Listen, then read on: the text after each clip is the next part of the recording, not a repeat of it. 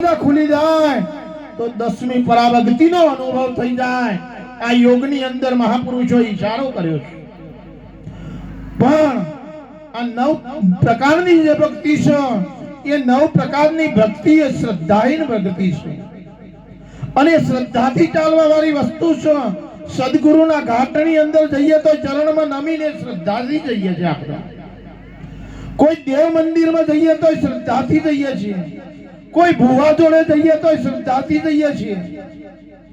Doctor નથી બંધ કરતા ને એવું અત્યારે હાલના સમયની અંદર યુગની અંદર ભુવાઓ દોયરા બધીને મટાડી દીધી સાહેબ। અને હમણાં થોડા સમયથી ભુવાઓના વિરોધ ચાલે છે, પણ કોઈ ભુવાનો વિરોધ કરે ને તો હમણાં હું એના પાછળ લાગી જ પડ્યો છું। કા દુનિયાની અંદર અણુની અંદર શક્તિ છે સાહેબ। રામને પણ શક્તિનો ઉપયોગ કર્યો, કૃષ્ણએ શક્તિનો ઉપયોગ કર્યો છે, રામદેવ આયા રામદેવે શક્તિનો ઉપયોગ કર્યો સાહેબ। એટલે દરેક વસ્તુ સ્થિતિ છે અને સ્થિતિની અંદર શ્રદ્ધા પડી છે અને શ્રદ્ધાની અંદર એનર્જી છે અને એ એનર્જીની અંદર તન્માત્રા દરેક યોગીઓની ભાષામાં, સંસ્કૃતની ભાષામાં દરેક વસ્તુની અંદર શક્તિનો વાસ છે સાહેબ। એટલે કોઈ એમ કે આ વસ્તુ ખોટી સત્ય ના, કોઈ વસ્તુ આ ચરાચરની અંદર ખોટી નથી, બધી જ વસ્તુ સાચી છે। પણ તમારી દ્રષ્ટિની અંદર જે ફેરફાર લાવવાનો છે એ ફેરફાર નહીં લાવીએ તો સદગુરુનું જ્ઞાન, શક્તિનું જ્ઞાન, ઠાકોરજીનું જ્ઞાન, રામચંદ્રજીનું જ્ઞાન, આ દ્રષ્ટિ નહીં બદલાય ને ત્યાં સુધી સૃષ્ટિ નહીં બદલાય, અને સૃષ્ટિ નહીં બદલાય ત્યાં સુધી અનુભવ નહીં થાય સાહેબ। આ અનુભવની ગાથાની અંદર વસ્તુ સ્થિતિ પડી છે। નિરાકારનું ઓશોનું કોઈને જ્ઞાન થઈ જાય ને, પણ ઓશોને એ ઉપયોગ કર્યો છે આ શક્તિનો સાહેબ। પણ એ વ્યક્તિને ગોર હું ખાઉં, ગરપણનો સ્વાદ તમને નહીં આવે।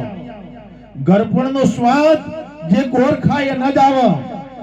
એમ સદગુરુ મહારાજનું જે વચન છે એ વચનનો અનુભવ કરી અને જાતે આ શરીરની અંદર એ શ્વાસોશ્વાસની ક્રિયાની અંદર અનુભવ કરીએ તો એ અનુભવની વાત જાતે જ આમ જણ પડે, બીજાને ના ખબર પડે કે આ વાત આમ પડી છે।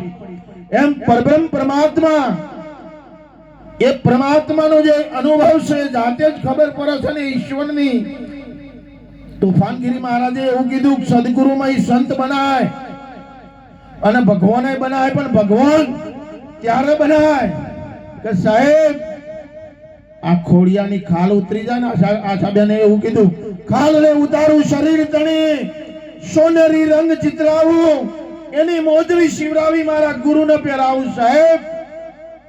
આપણા અંદરની અંદર કોઈ પણ વસ્તુનો અહંકાર પ્રગટ થાય અને એ અહંકાર નો લય પામી જાય, બધી સ્થિતિઓ શાંત પડી જાય, પછી પરમાત્માનો અનુભવ થાય છે અને પરમાત્મા ત્યાં આપોઆપ દર્શાઈ જાય છે અને દુનિયા ત્યાં જજુમી ઉઠે છે, દુનિયા ત્યાં નમન કરી લે છે। બોલો સદગુરુ ભગવાન કી, સનાતન ધર્મ કી, લાલજી રામ મહારાજ કી, દલપત રામ મહારાજ કી જય।